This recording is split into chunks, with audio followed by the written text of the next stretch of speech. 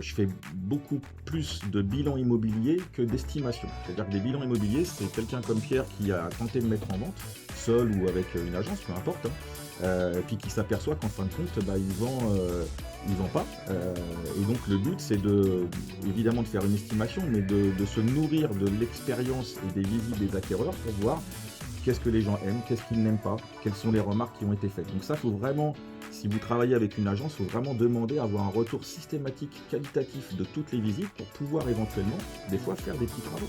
Si c'est juste à refixer des prises, des luminaires parce que ça fait peur aux gens, ça, faites-le, bien sûr. Si c'est faire une cuisine aménagée, ne le faites pas, mais faites du homestaging virtuel, par exemple. Alors vous avez déjà des travaux, alors est-ce qu'on les fait avant ou est-ce qu'on voit le prix à la baisse?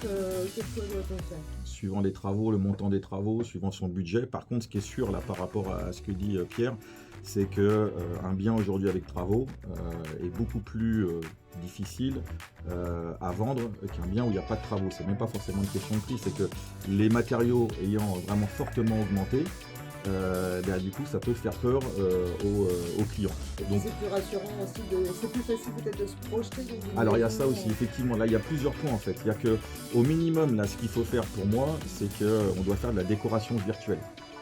Ça c'est quelque chose que normalement pas mal d'agences proposent. Quand vous avez un bien qui est, on va dire, daté, voire qui est à rénover, eh bien, il faut aider les potentiels acheteurs à s'approprier les lieux. Aujourd'hui, il y a 80% des acheteurs qui disent qu'ils ont du mal à s'approprier les lieux. Donc si on ne les accompagne pas avec une décoration virtuelle, ce qu'on appelle le fameux homestaging virtuel, en fait, si vous voulez, c'est qu'aujourd'hui, moi je travaille avec une société qui, je vais envoyer les photos, les mesures, tous les plans, et eux, ils vont me redécorer, me relooker le bien, sans toucher bien sûr à l'infrastructure du bien, on ne triche pas, bien évidemment, mais par contre, si la maison est vide, ils vont me faire un coin un peu sympa, si la maison est datée, ou si les murs sont rouges fluo, ils vont mettre du blanc, etc.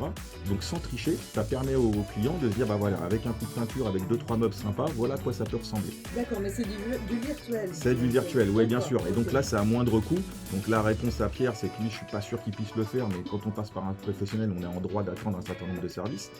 C'est pour ça qu'on paye les honoraires. Donc ça, par exemple, c'est un service. Vous le voyez au quotidien, c'est quelque chose qui marche. Ouais.